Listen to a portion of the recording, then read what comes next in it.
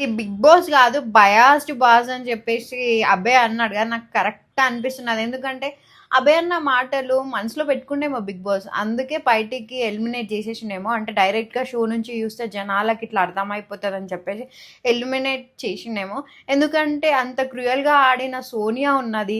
అంత falls game ఆడిన పృథ్వీ కూడా ఉన్నాడు. అంటే నాకు దక్కంది ఎవ్వరికి దక్కద్దు అన్నట్టు ఆడతాడు. అంతా ఫాల్స్ గేమే. వేరేవాళ్ళు ఆడేది చెడగొడుతూ ఉంటాడు. అతనే ఉన్నాడు. అబ్బాయి ఎందుకు ఎలిమినేట్ నాకు ఇంత కూడా అర్థం అవ్వట్లేదు.